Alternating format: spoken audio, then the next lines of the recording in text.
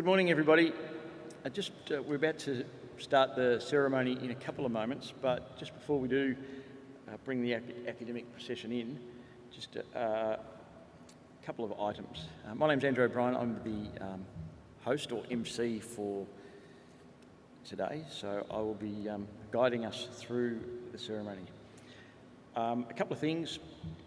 We want to thank you all for coming along, and we do still recognise that we are almost a little bit moved beyond the worst of the COVID restrictions. We still are trying to be careful and do those things which keep us all safe, and it does give us some sort of restrictions in the way we do the ceremony and in mingling. So we thank you for helping us work with that. Before the academic procession comes in, could I please just remind everybody, myself included, to turn phones to silent and encourage you to consider hashtag ACAP grad23 as your preferred way of sharing your pictures and today's ceremony. Safety, as always, is paramount, and whilst we love being at the Melbourne Town Hall because the council and the council staff are quite exemplary when it comes to safety systems, there's a couple of things I just want to alert you to. The first is, in the event that we were to hear the alarms go off with a beep, beep, beep, that means that I will pause the ceremony, we'll pay attention, and we'll be alert for what will happen next. And if the next thing we hear after the beep, beep, beep is a whoop, whoop, whoop, that will be the call to evacuate. So hopefully no whoopee today, we'll make it through. But in the event that we do get down that track, please follow the wardens and the guides who will lead you safely out of the venue, and we will follow instructions accordingly and get back to it. So today is very much a special day for our graduates, for family and friends. So we do encourage you to clap and cheer and recognise the achievements. We do encourage taking of photos, but we do ask that you remain seated or keep the aisles clear so that we can assist with the smooth running and helping our graduates make their way up and down to the stage. With those comments, in a couple of minutes, the academic procession will come in after the procession, and we'll get on with the show. The one thing that I'm not sure if Layla covered, but I do want to cover from past experience to help you come onto the stage and come off safely, and also to, I have to say, the personal interest here to keep people safe. This stairwell, particularly the left side, is particularly good at grabbing hold of an academic gown as you go down. So usually I spend the whole ceremony sitting here watching to make sure people get down safely. So I'm going to, on my way off the stage, kind of give you the quick demo of what not to do, but I do encourage you to be careful as you make your way down, because it is a trick for new graduates. So enjoy the ceremony, folks, and we'll be back in a few moments.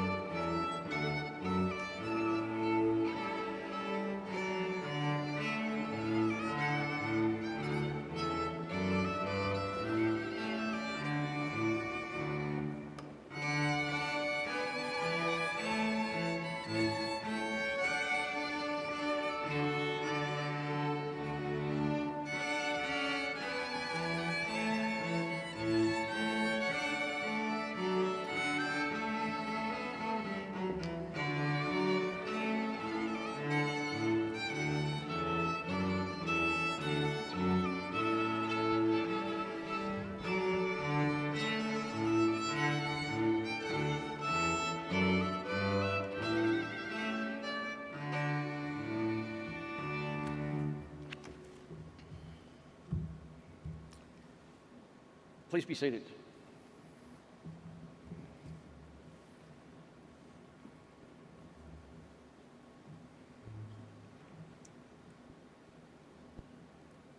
Good morning and welcome to the 2023 May graduation ceremony for the Australian College of Applied Professions.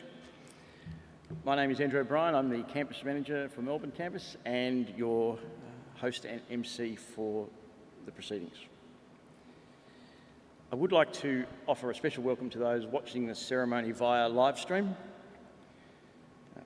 I guess we're all aware that COVID-19 presented many challenges, but one of the benefits for our college is that we've now moved to streaming our graduation ceremonies as well as the face-to-face, so that family and friends unable to be here are able to participate and observe the ceremony. Before we go any further, I would like to acknowledge that we meet today on the traditional country of the Wurundjeri Woi-wurrung people. I pay respect to Wurundjeri Woi-wurrung elders past, present and emerging, and recognise Wurundjeri Woi-wurrung people as the traditional custodians of the lands and waters surrounding us. I would also like to pay respect to the elders, both past and present, of the Kulin Nation, and extend that respect and welcome to other Indigenous Australians present.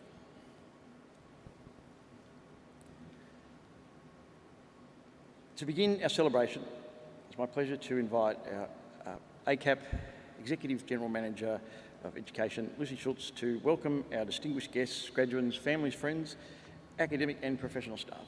Lucy.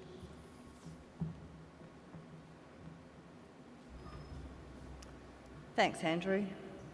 Esteemed guests, colleagues, graduands, family and friends, it is my pleasure to welcome you to this wonderful occasion in the life of our graduands. Today represents the culmination of the great commitment, effort and dedication by each graduand sitting here before you. The achievement for which all of you should be immensely proud. To the graduands, whilst this is your day and your achievement, I want you to remember those who have helped you along the way. Your family, your friends, your ACAP educators, and the broader ACAP team. To our many wonderful academic staff and educators, thank you for all that you have done to educate and open the minds of our graduates. To the library teams, to the sales and admissions staff, the marketing team, the accessibility and student learning support team, to the IT team, the student engagement team, our placements team, to the campus manager, and to the often unseen people in our various administrative functions who helped our graduands reach this day. I want to thank you.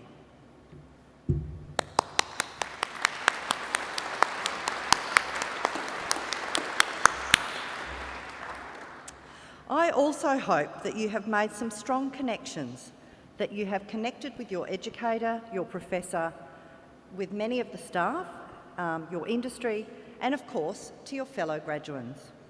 Connections are very powerful in life.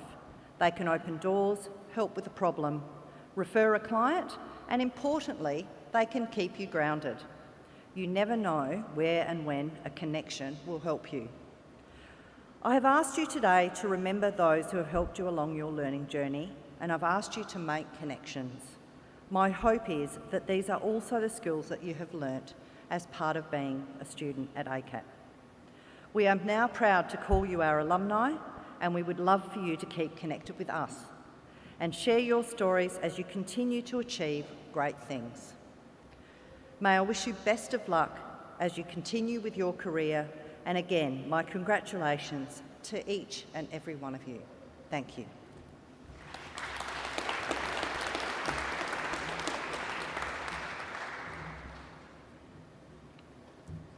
Thank you, Lucy. And now, on to the conferring of awards in the discipline of counselling.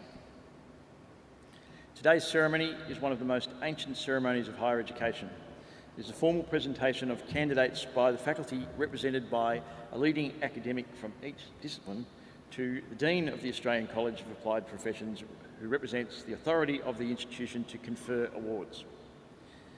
I now invite Professor Vicky Hutton, our Melbourne campus discipline lead and also chair of the counselling discipline, to present graduands to Professor Christopher Clopper, our ACAP Dean.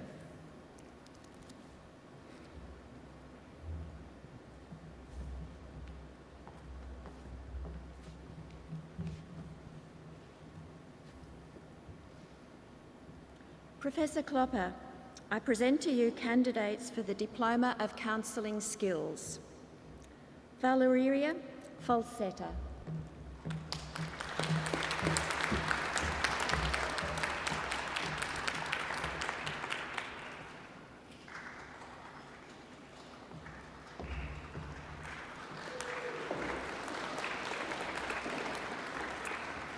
Kylie Janelle Golding.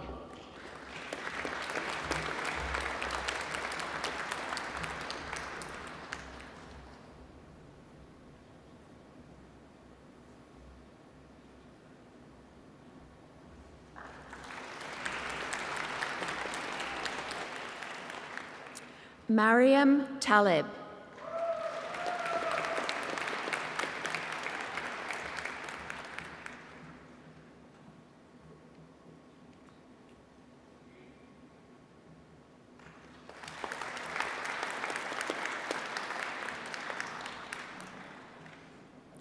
Professor Clopper, I present to you candidates for the Bachelor of Counselling. Marty Bissimwa.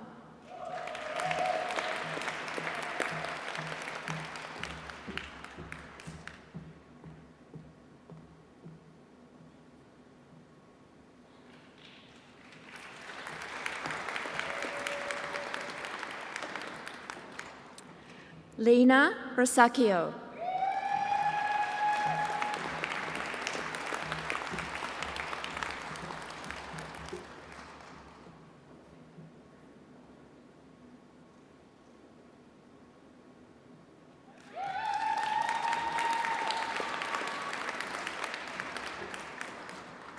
Anne Faith Davey.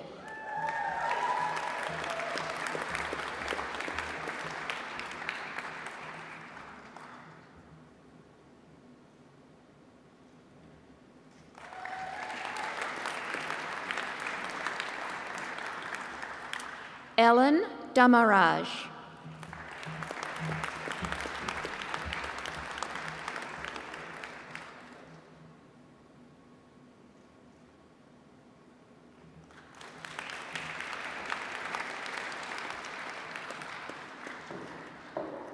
Marcel Duhamel.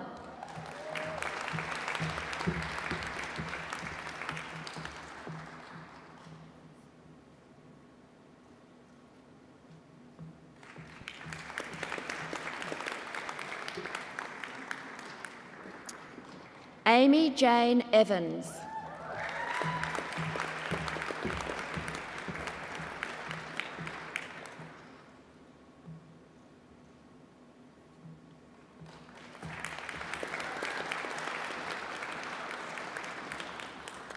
Rhiannon Kylie Gill.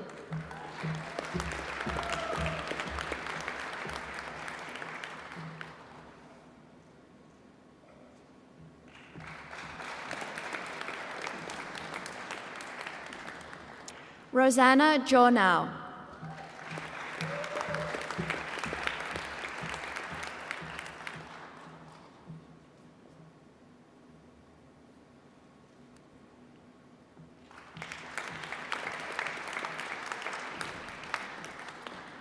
Narelle Pearl Keel.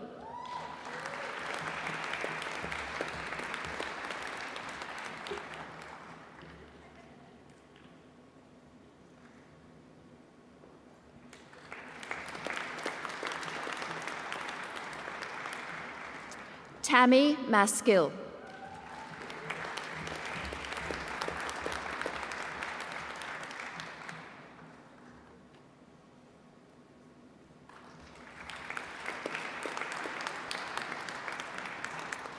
Harry Lawrence Moulding.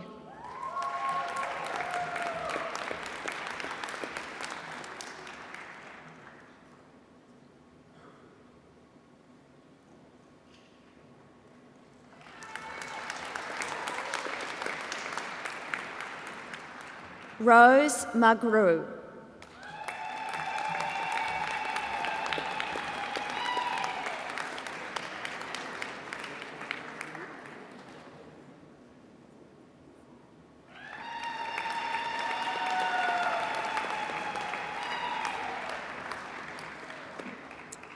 Farisha Farnaz Nisha.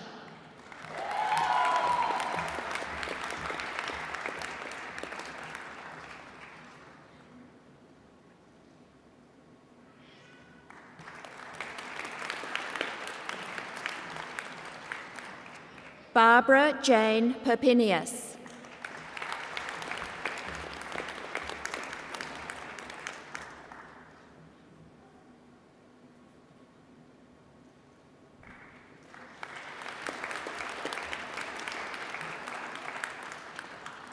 Adrian Peter Porter.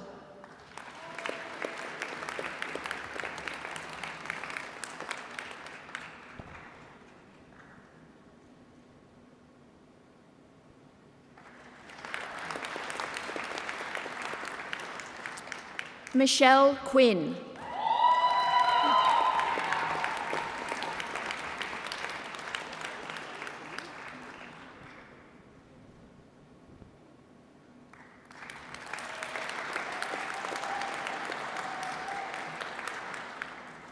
Renee Rainbow.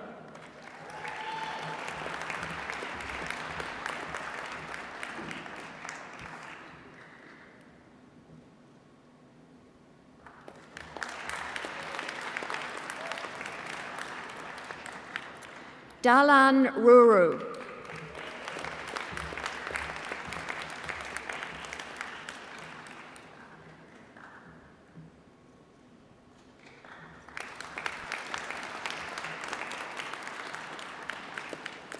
Julie Sykes.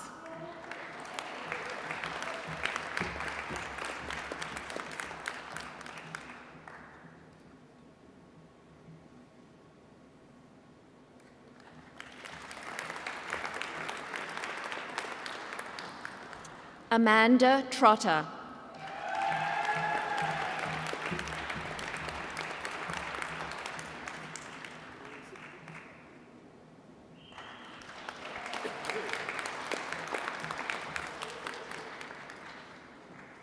Mary Jane Veroni.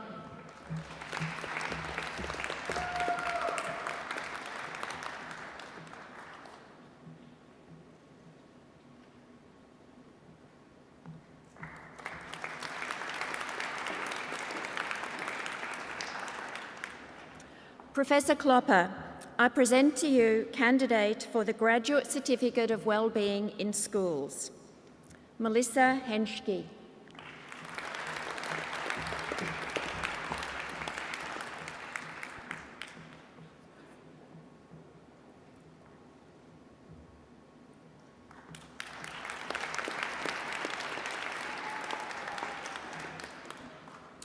Professor Klopper, I present to you candidates for the Graduate Diploma of Counselling, Ian Chater.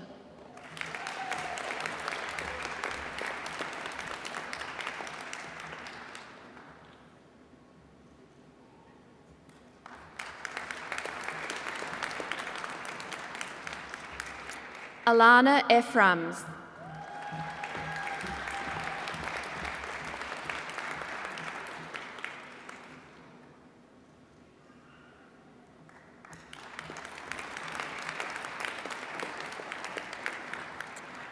Joita Jakowski.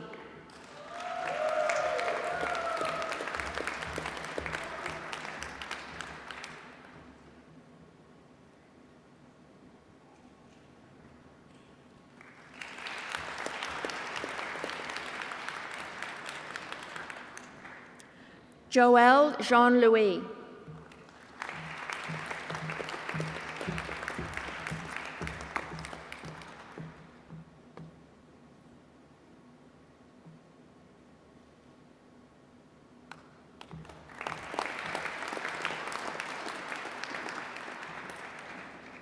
Cara Makitha.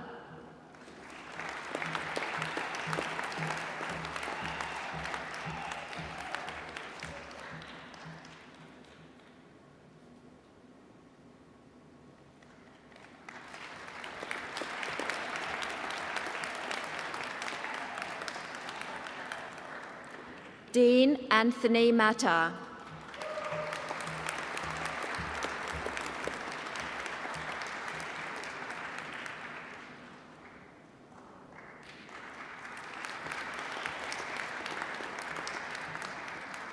Kate Miller.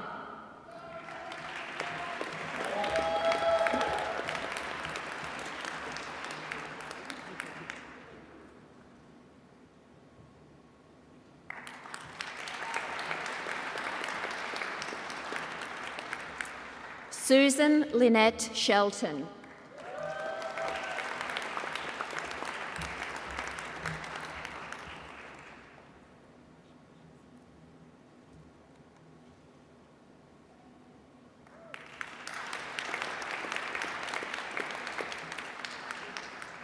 Rebecca Wade.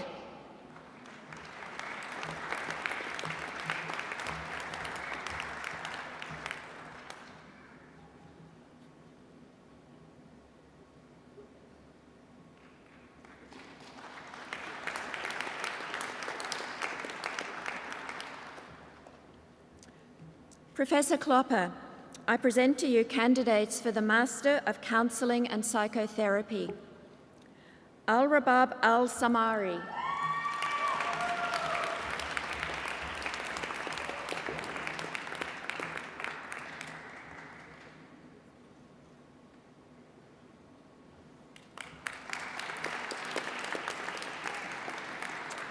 Kate Ashley.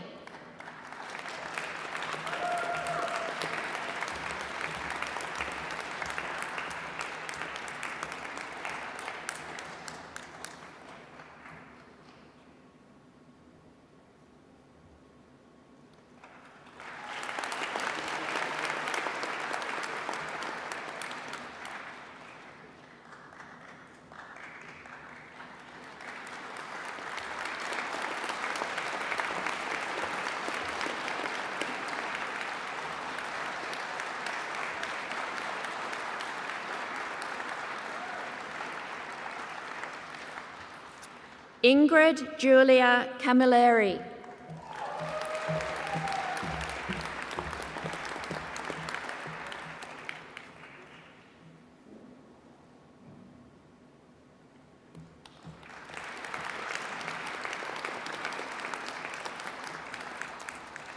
Rachel Louise Durant.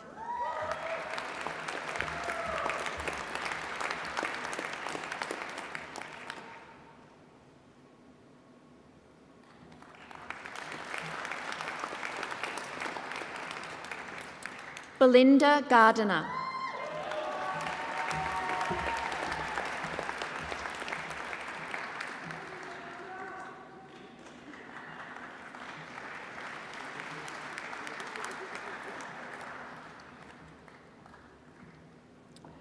Rebecca Gizabahia.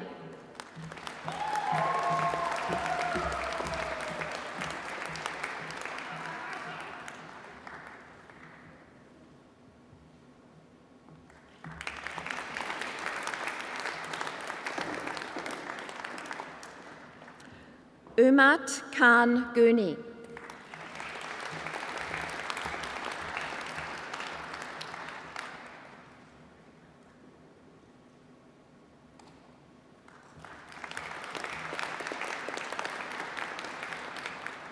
Stephanie Hagar.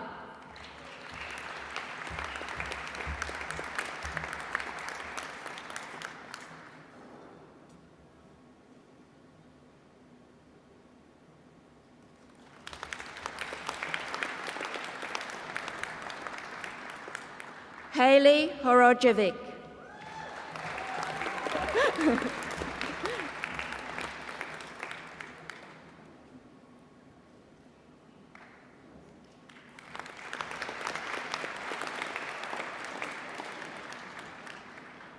Shumala Kamran.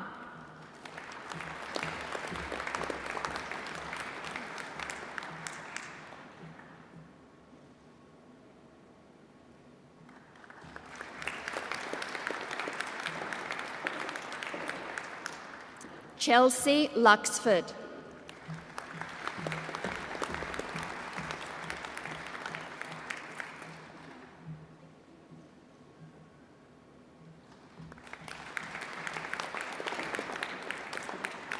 Jessica Mann.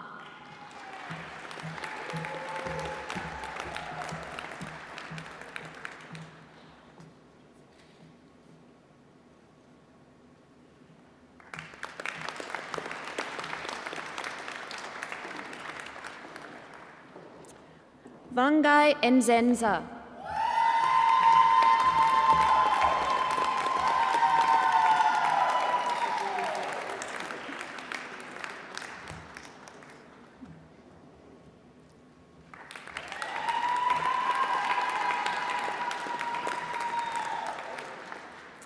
Teresa Rosaria Pace Gandolfo.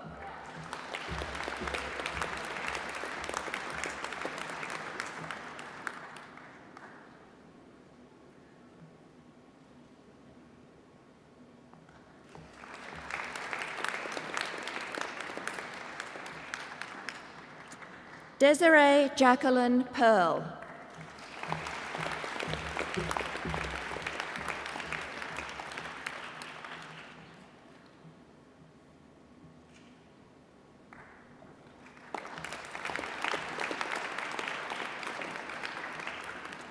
Kalani Stratsma.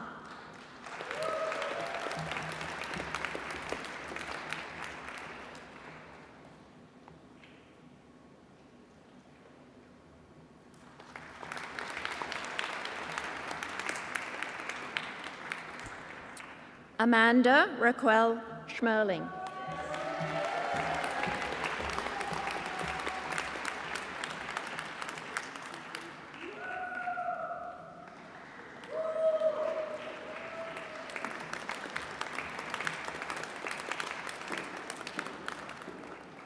Eva Truong.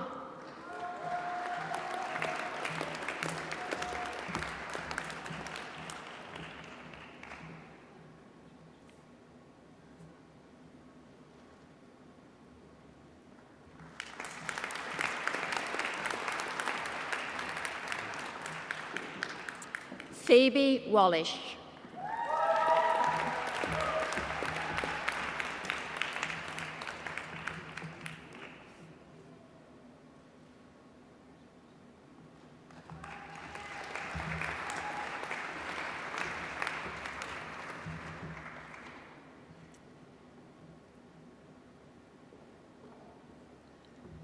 Thank you, Professor Hutton.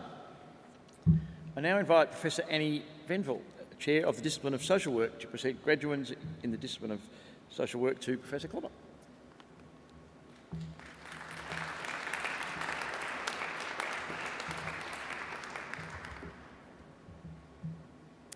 Professor Klopper, I present to you candidates for the Graduate Certificate of Human Services.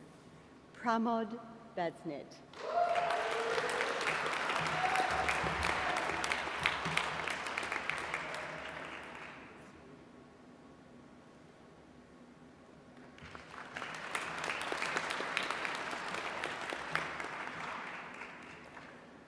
Smarika Sestra.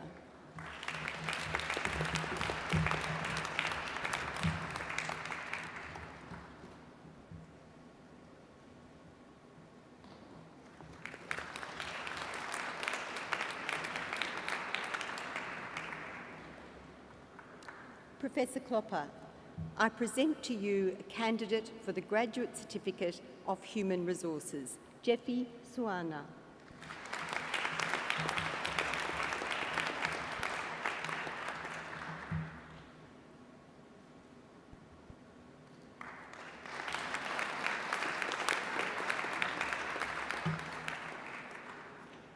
Professor Klopper, I present to you candidates for the certificate, the Graduate Certificate of Applied Coaching, Josh David Hellemer.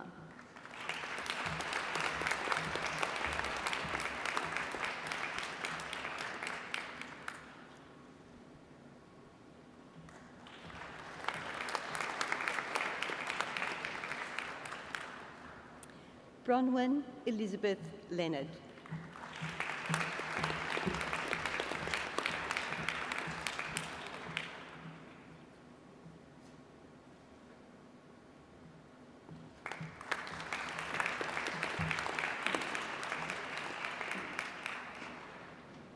Phoebe Alexandra Phillips.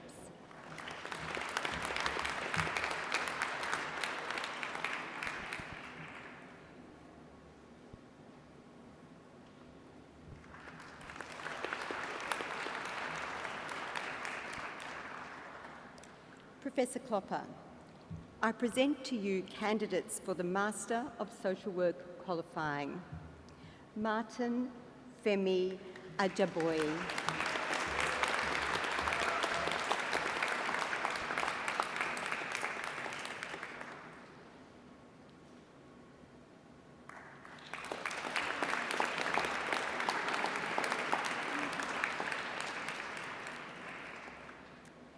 Sashi Tarundi Gamaj.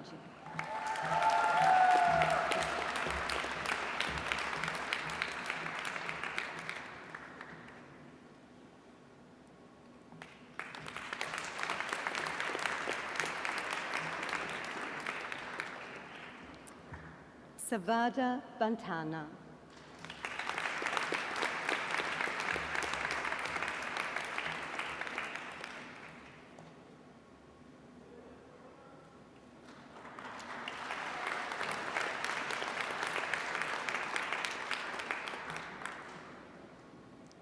Jivan Busal.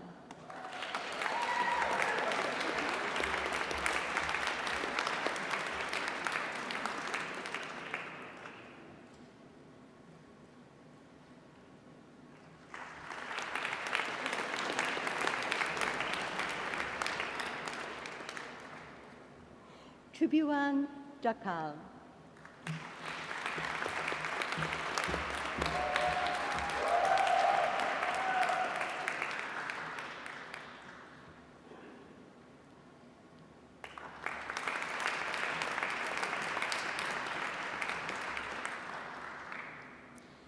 Suguri Ginoza.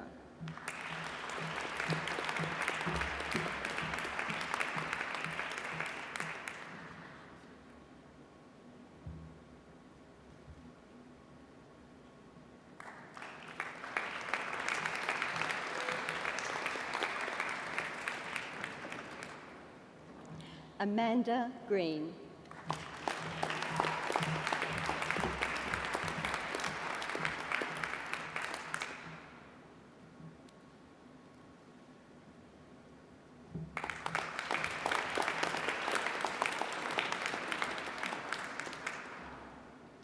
Virginia Harper.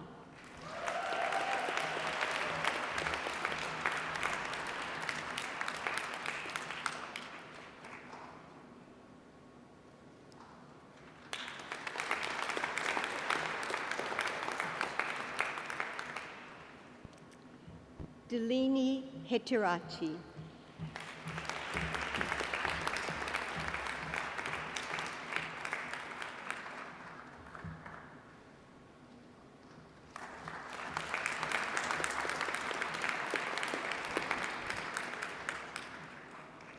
Carly Imre.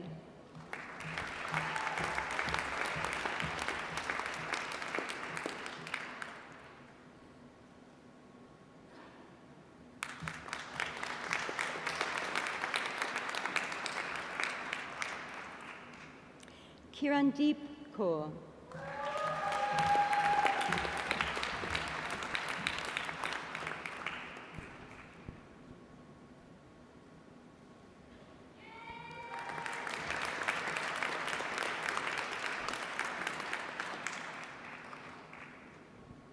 Rupinder Kaur.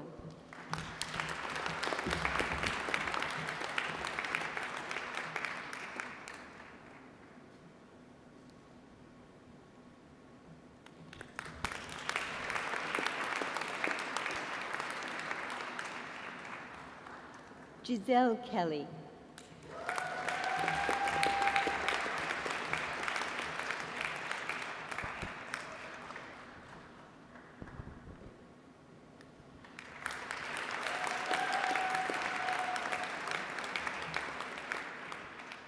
Patrick Muema Kimulu.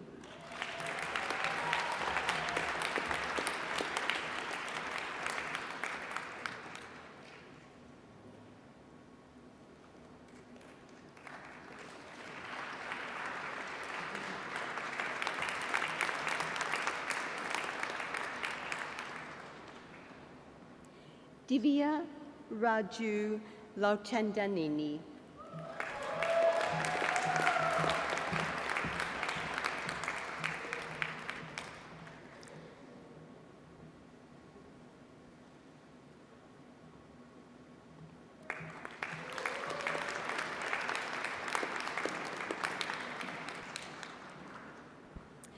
Nazli Monroy.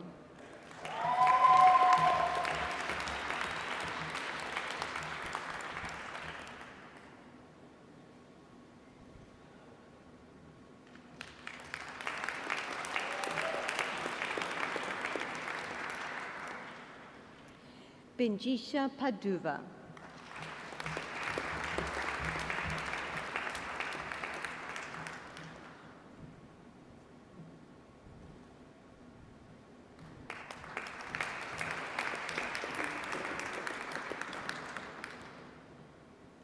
Matthew James Raker.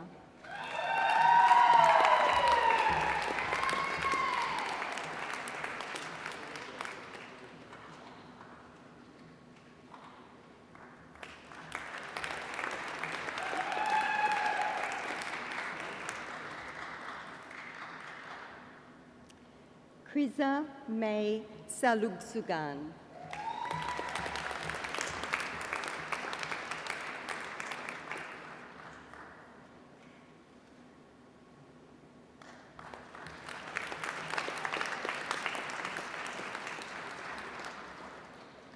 Anchal Sadana.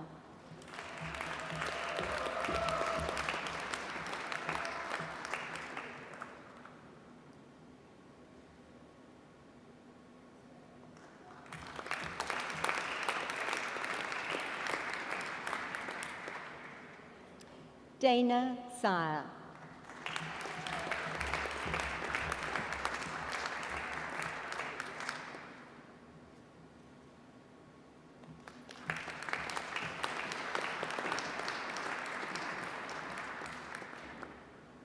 Ramita Singh.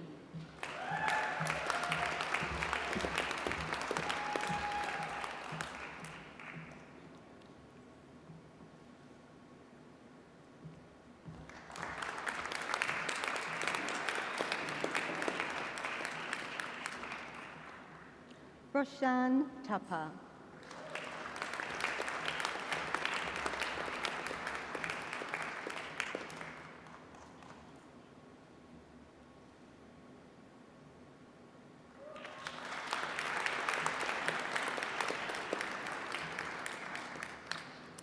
Jai Yao.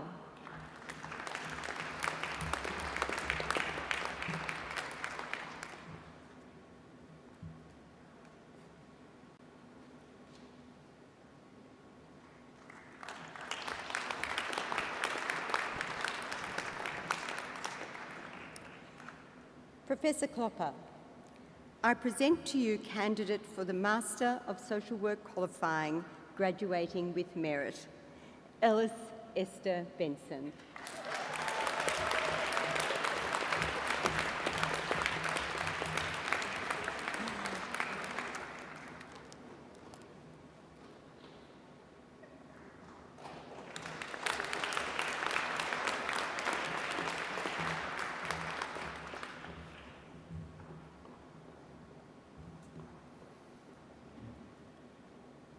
Thank you, Professor Venville. I now invite Professor John Rees, our Melbourne Campus Discipline Lead for Psychology, to present graduates in the discipline of psychology to Professor Klopper.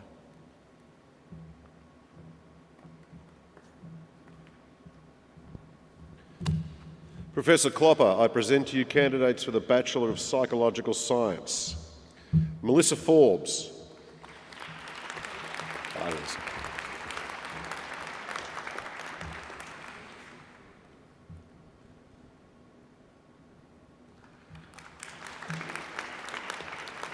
Declan James Gied.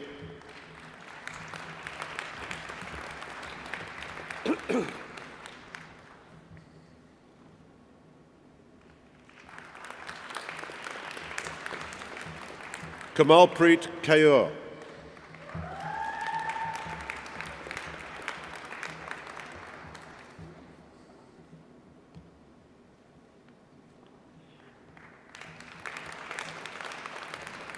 Sarah Keller.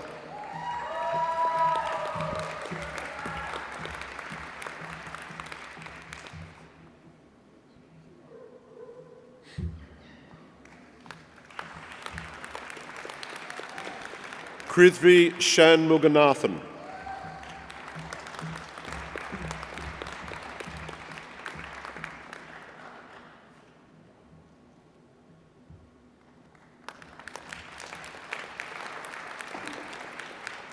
Professor Klopper, I present to you candidates for the Bachelor of Psychological Science and Counselling. Jacinta Crystal de Barros.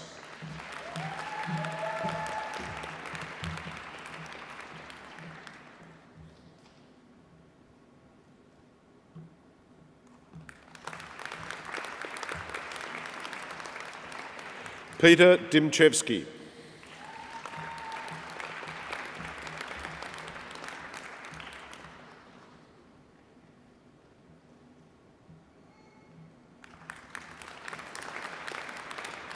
Jade Emma Gore.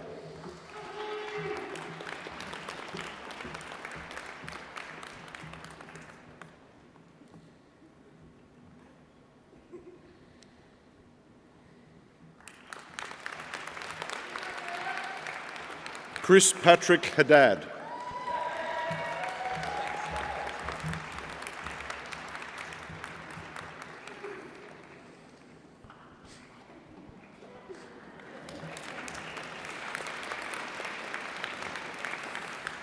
Professor Klopper, I present to you candidates for the Bachelor of Psychological Science and Criminology.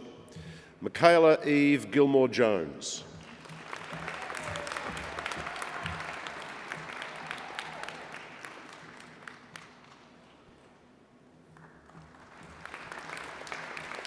Jenna Ann Triptree.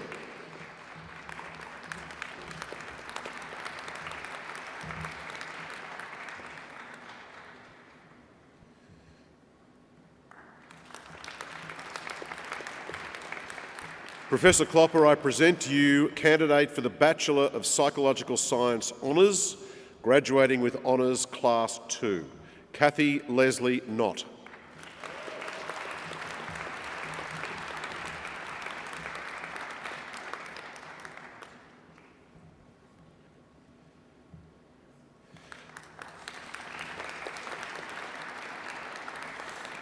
Professor Klopper, I present to you candidate for the Bachelor of Psychological Science Honours, graduating with Honours Class 1, Sophie Elise Powell.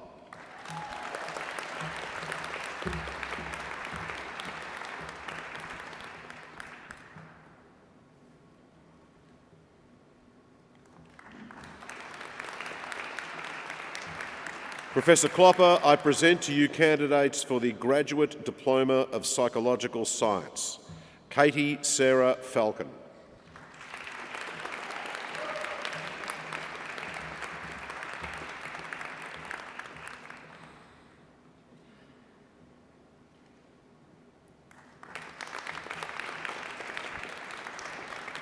Alexis Maria Mensing.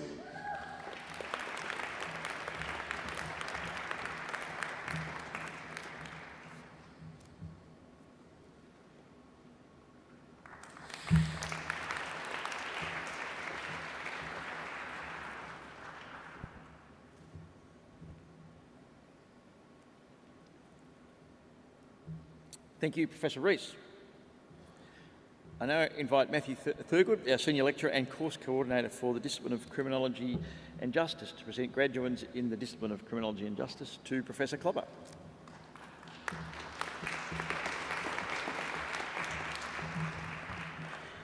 Professor Klopper, I present to you candidates for the Bachelor of Criminology and Justice. Jovana Atanasovska.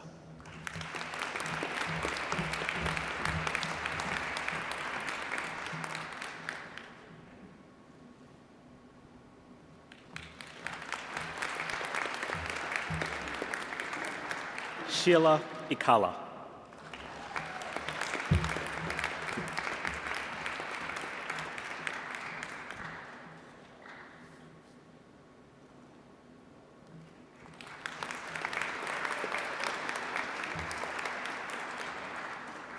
Jessie Cow Grawal.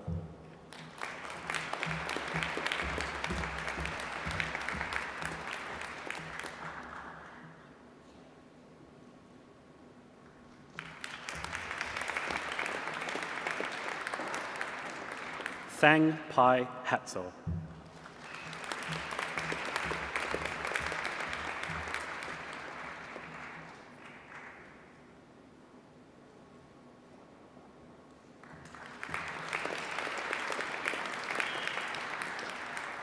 Sana Mia.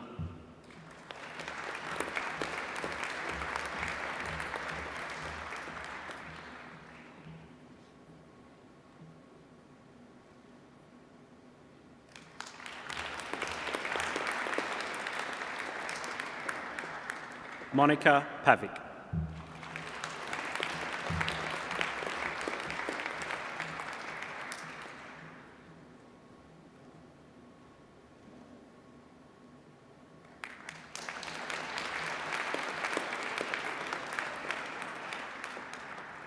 Sha Lin Wang.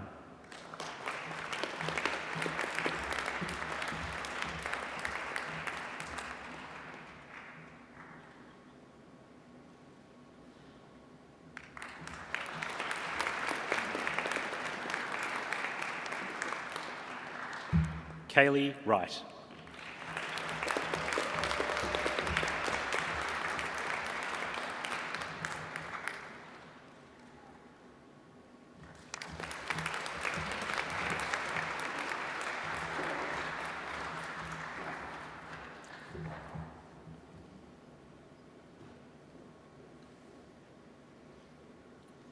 Thanks, Matthew.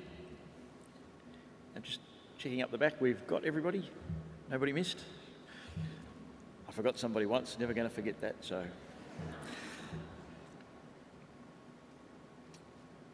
I'd like to congratulate all graduates and now invite Professor Klopper, our ACAP Dean, to deliver the charge to graduates. Would all graduates please stand?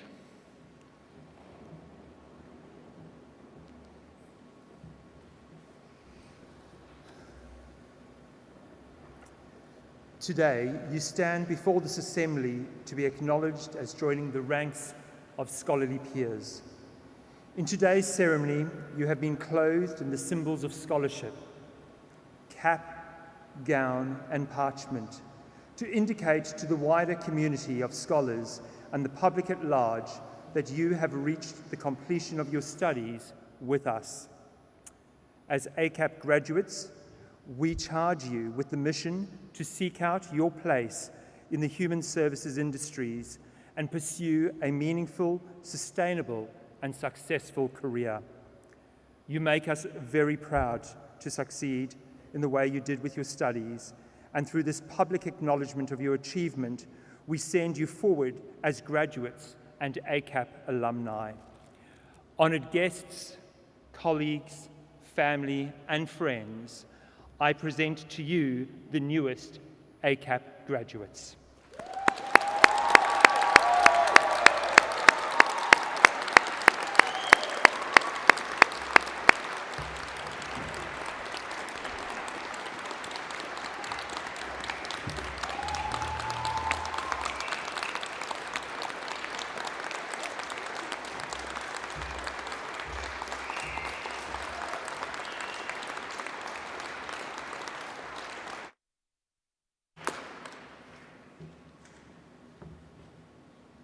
Please be seated.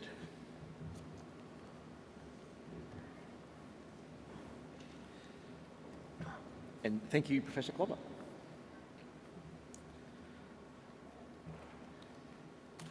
I would now like to introduce and welcome our occasional speaker for today's ceremony. Tanya Cooper is a clinical psychologist, Commonwealth Games gold medalist who has been helping people towards mental health and wellbeing for over 20 years. Tanya's career has spanned across community health, specialist drug and alcohol agencies, hospital, inpatient and outpatient settings, private practice and tertiary academic work. In 2014, Tanya was recognised by the Victorian State Government as an emerging leader in her field and awarded one of the first scholarships to join the Victorian drug and alcohol sector's Change Agent Network under the guidance of Leadership Victoria. Looking back a little bit, as an unassuming 11-year-old, Tanya switched from ballet to karate and never looked back. By age 12, she was a Victorian champion and national champion the following year. At age 16, Tanya won her first Junior World Cup. As a young person on the Australian karate team, Tanya travelled the world while juggling her studies, and it's true that she's had her Year 12 psychology exam in a South African hotel room the day before she competed in the World Championships. In 2003, Tanya's dedication to her sport culminated in winning Australia's first gold medal at the Manchester Commonwealth Games. When she retired from elite sport in 2010, she was ranked in the top 8 fighters in the world. Of extra special note to us is that Tanya taught at ACAP in the School of Counselling in the program from 2014 to 2019. She currently works as a teaching-focused academic with La Trobe University within the School of Allied Health, Human Services and Sport, where she specialises in teaching dietetic students counselling and professional communication skills. Please join me in welcoming Tanya Cooper.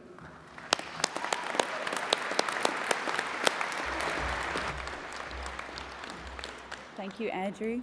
Thank you for the warm welcome. I'm thrilled to be here and congratulations. I'm going to try and hold it together because I'm so moved from your achievements. So let's start. Let me tell you a little tale about awe. One that starts in a Chinese restaurant and ends at the top of one of Spain's highest mountains. A tale with 4 takeaways, and sadly not one of them is a serve of prawn toast. It starts with me standing, looking down at my feet as 2 young Spanish men are winding glad wrap tightly around each of my ankles. We'd only met the night before, but things move quickly when you're far from home. They didn't explain what they were doing. My hands were awkwardly in the pockets of my jeans, past which I could see my trusty Doc Martens. And it's at this point I'm realising I'm up for more than what I bargained for. One of those, uh-oh, how did I get myself into one of these moments kinds of situations. It was 1997. I had just turned 18, finished high school, and was about to step up into the senior international karate scene. My coaches told me I needed more courage and more intensity in my fighting to be successful in making the transition. And since the Spanish were well known for their passion and fierceness in the ring, I found myself in Madrid under the guidance of 3 internationally recognised karate coaches. I had never been to Spain. I didn't speak Spanish and had no idea what was ahead of me. One night I was at a Chinese restaurant after training when 3 fellow students asked me to join them on a walk the next day. Sounds straightforward enough, right? Well, not when you throw in a mixture of Spanish, English, a collection of very rough drawings on the back of a menu, and some hand gestures. Of course I replied yes. For one thing, I thought there would be a footpath.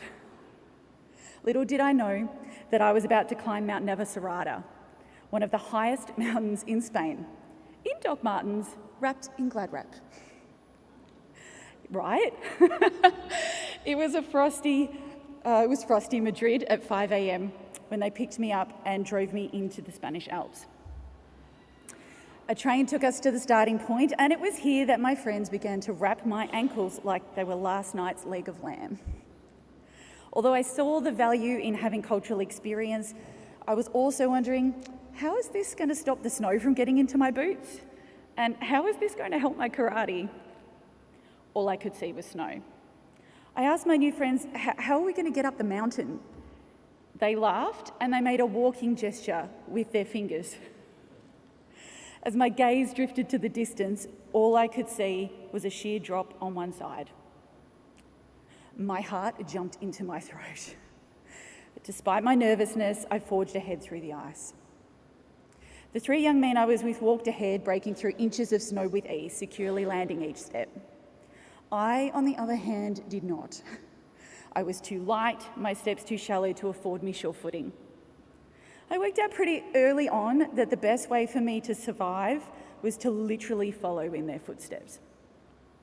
So as if their prints in the snow were stepping stones, I stretched out to each one, finally able to anchor myself to the ground.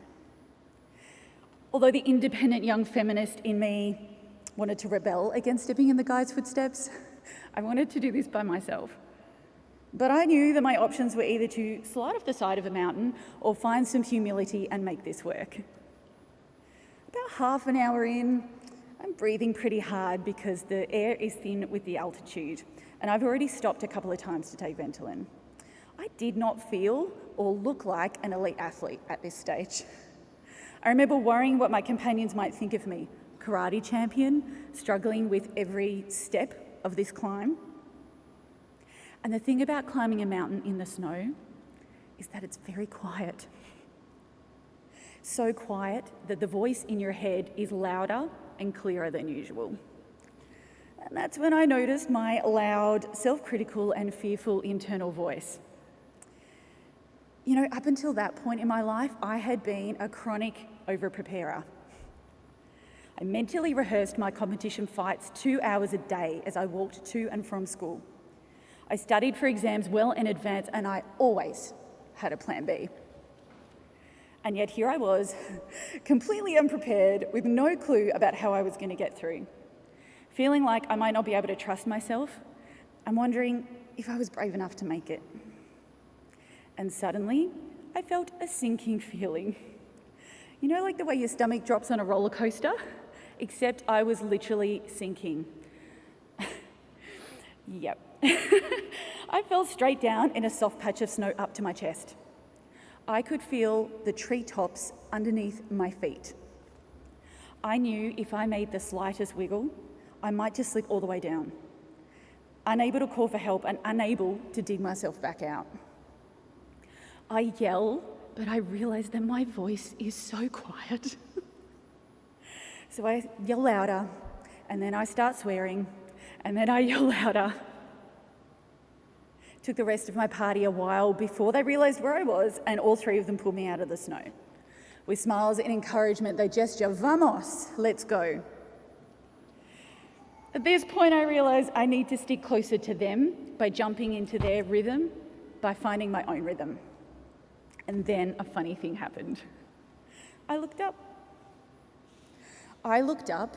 And I felt absolute awe. When I stopped looking at my feet and I started looking up, I realised that I had never seen mountains this big before. The expansiveness, the enormity. I realised that I was just this tiny little speck, insignificant in the scheme of things. I had 20 epiphanies all at once. The journey that I was on to become a better athlete by going to Spain, it wasn't about how many punches I could throw or how many successful kicks I could land on somebody's face. I shifted from being overly preoccupied with myself to appreciating the vastness of my surroundings. And when I did, I was transformed by awe. In his new book on the research of awe, Dutcher Keltner, Professor of Psychology at the University of California and scientific advisor behind the Pixar film Inside Out, describes, awe is the feeling of being in the presence of something vast that transcends your current understanding of the world. And the vastness can be challenging and destabilising when your current knowledge is not up to the task in making sense of what you're encountering. And so when we're in a state of awe, we go searching for new forms of understanding. Awe is our relationship to the vast mysteries of life. Research also shows that when we experience awe, it can act as a circuit breaker to shift from thinking about ourselves, ruminating about past, or planning for the future, to a more present and expansive worldview. And from this mode of operating, self-criticism and anxiety can quieten down. So as my preoccupation with self faded, my mind could open to intellectual curiosity, to embrace mystery, which led me to an epiphany. Yes, I'm going to share it. I realised that I was a part of something way bigger than myself, which made me feel like the world had possibilities, that I could be capable in this moment. Being courageous was to ask myself, what can I learn about myself in this moment? What makes this meaningful? I realised that courage was an accumulation of moments recognizing all the times I had already been courageous in my life. So at that point, looking out into the Sierras, I realized I was a collector of courage moments. And this was one of them, so I had better pay attention. I continued to step in the footsteps of my friends, but I felt different. I felt empowered. Not at all weak because I had a conscious choice. This was something I was now embracing and not fighting against. And then I started listening. Good future skill, note to self. And even though I couldn't understand the Spanish my friends were speaking, I could appreciate the melodic tones of the Spanish language. And I could hear joy, inspiration, and generosity of spirit, and I could connect with them on that level alone. And suddenly, the gestures started making sense to me. When we made it to the top of the mountain, there's a crucifix. You know where you drop to your knees and you thank God that you made it? As I sat there and I looked out into the wilderness, I thought, here I am. I have arrived. I felt appreciation for the shift in my perspective and the shift in my attitude to embrace this moment because, gee, if I had have just climbed the mountain and not taken in the experience, what a missed opportunity. The kind of reflective process of working out how I'm relating to the mountain, how I'm relating to these new friends, and how I'm making sense of this new world that I'm entering helped transform me. And this is why, of all the experiences I've had in life, this one is clearly a life-defining moment. On that trip, I didn't just learn how to be a successful senior competitor. I was learning how to become the kind of psychologist and helping professional I would one day be. I now know how to adapt to the terrain. I know how to be with fear and simultaneously step up into the brave spaces. I can get things done. I know how to trust myself. I want to finish the story by keeping to my promise and sharing with you my top 4 takeaways for how you might go about climbing your own mountain as you transition from finishing your degrees to venturing into the world of professionals as helpers. Number 1, show up and be willing to take some positive risks. Sometimes you will do things that sound a bit crazy. Sometimes you won't know if it's the right decision till you're in it.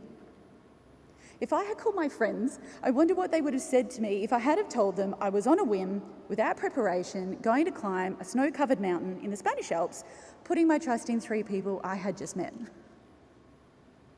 Number 2, sometimes when you fall, you don't know how far you will fall.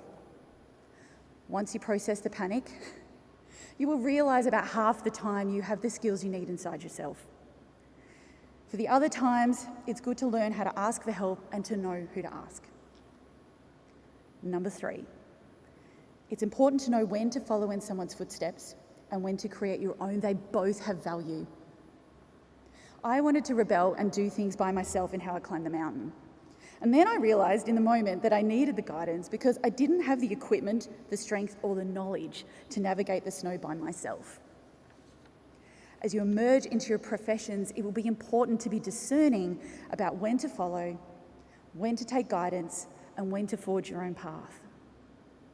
And number 4, most important one, I think, I invite you right now to consider all the courage moments that you have experienced in your life, in your personal life, in your studies, and in your career formation, including today. Collect them up, string them together, and use them as a fuel source the next time you find yourself on a mountain wondering how you will take the next step. Congratulations on your epic, epic achievement, and thank you so much for sharing your celebration with me.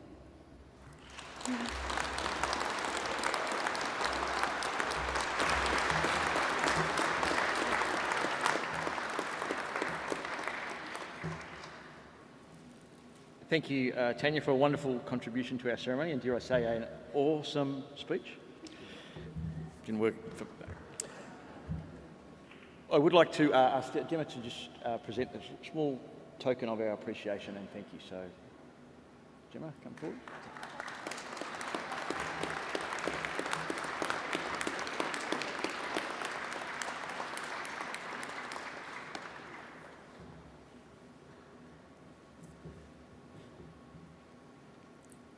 ACAP recognises student academic achievement through the award of ACAP Medal. This year's recipient was a Melbourne student, however, has subsequently moved to Sydney and will be receiving the medal at the Sydney ceremony. But I would like you all to join me in acknowledging Gabriella Caracas, who graduated from the Bachelor of Psychological Science Honours and is the winner of this year's ACAP medal. So.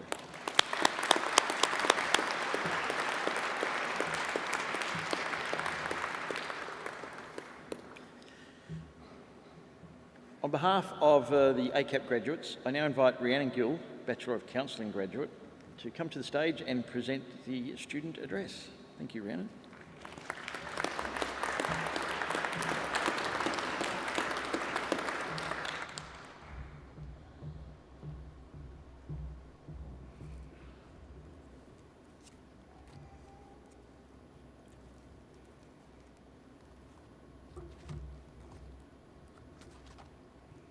Hi, I'm Rhiannon.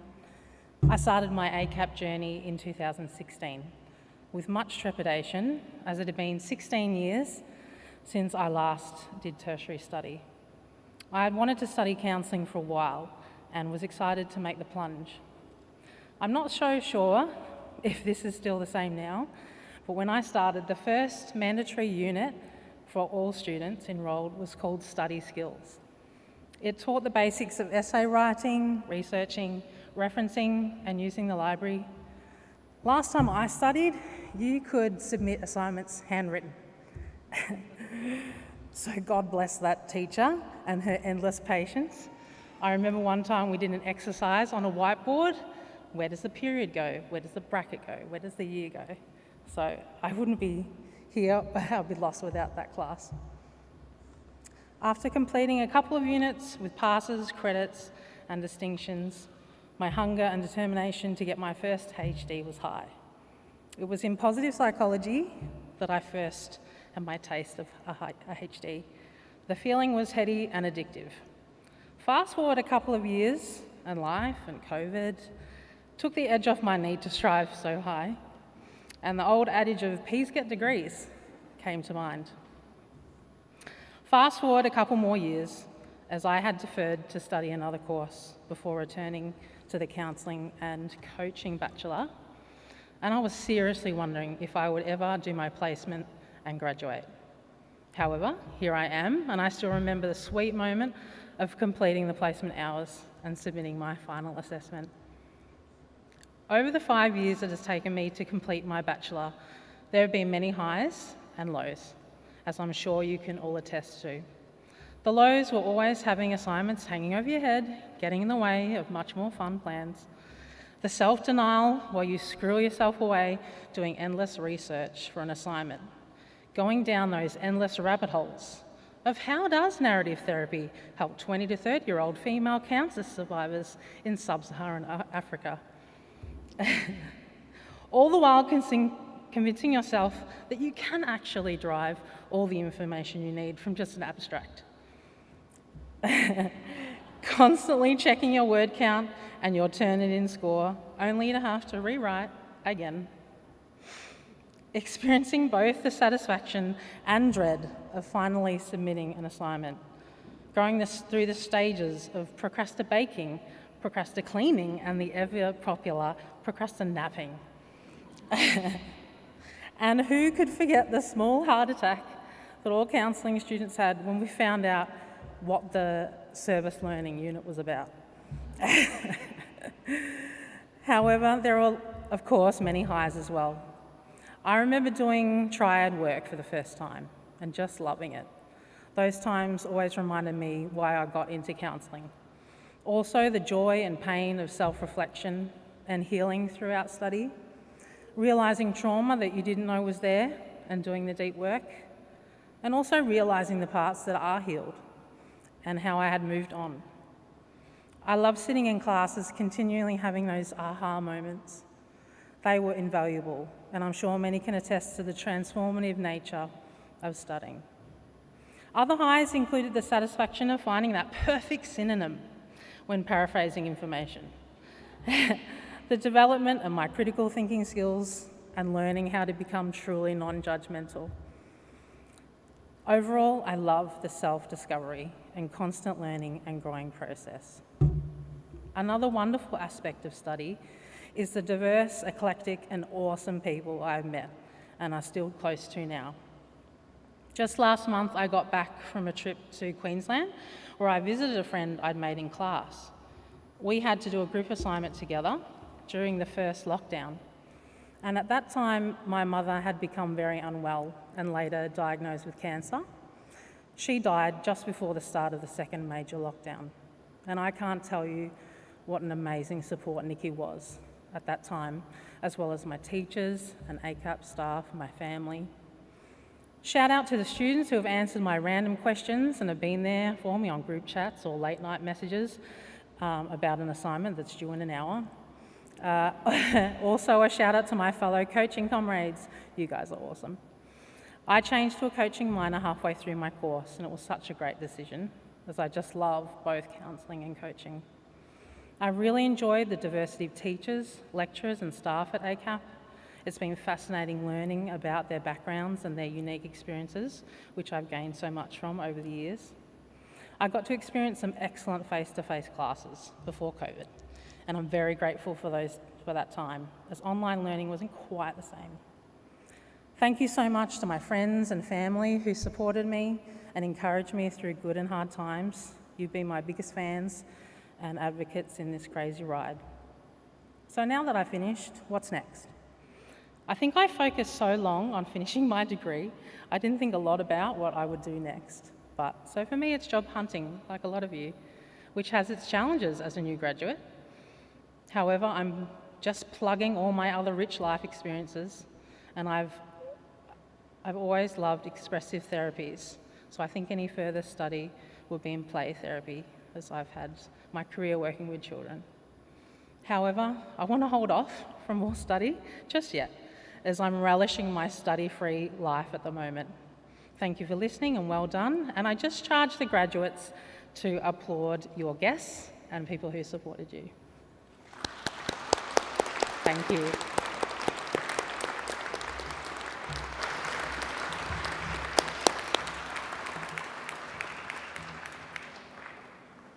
Thank you, Rhiannon, and I think Gemma has a small token of our appreciation.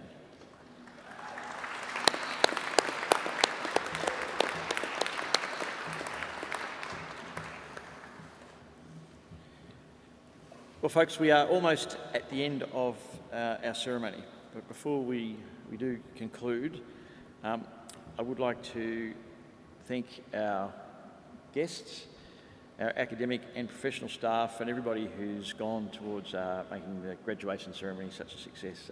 Cassie, our team lead, and the rest of the people, whether it's teaching in the classroom, support services, everywhere through the college. Today is a special day, and we thank you all for your contribution to the graduation ceremony.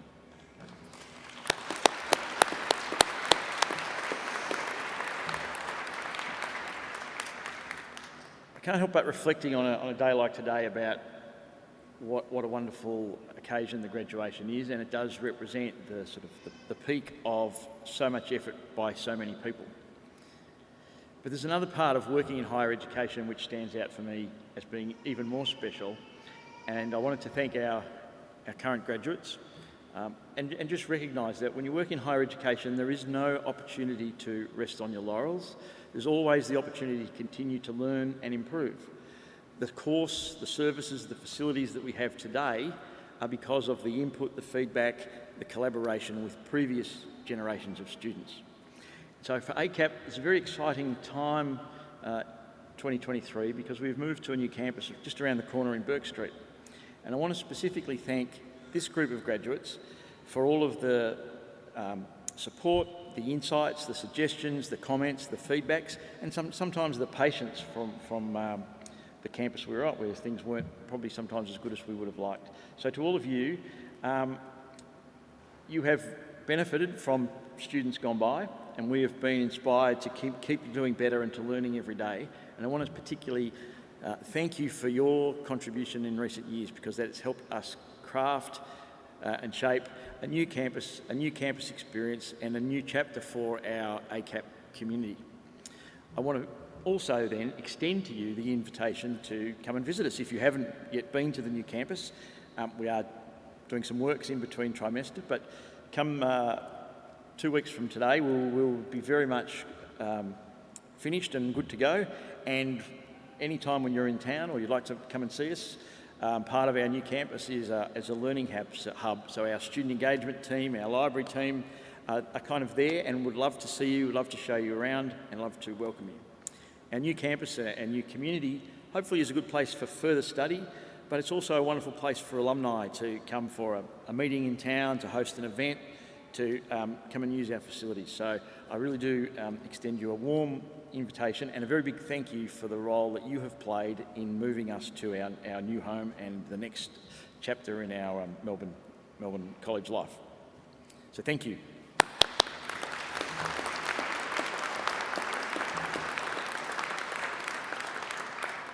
We at the conclusion of the ceremony, we would love you to all to join us for some tea, coffee and beverages, which are being served at the back of the room. It's a great chance to mingle, get some photos, catch up with graduates, colleagues, families and everybody, and so please enjoy yourself there. We do ask that regalia is returned by 1:15 for a 1:30 close out there with the regalia people.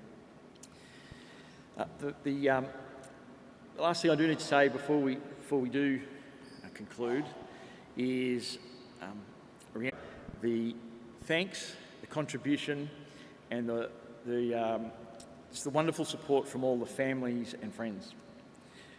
I returned to study as a mature age student with young kids and elderly parents, and it was the support, the inspiration, the patience of my family which made the difference and helped me be successful. And I know that for many of our graduates, children, families, partners, friends, various colleagues, work colleagues have all played a role. So on behalf of the graduates and on behalf of my colleagues here, an extra special thanks to all the families and guests here today. And if we could please show our appreciation. Thanks, folks.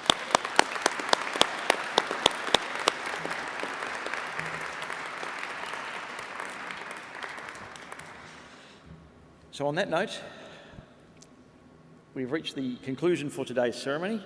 I'd ask you to be upstanding.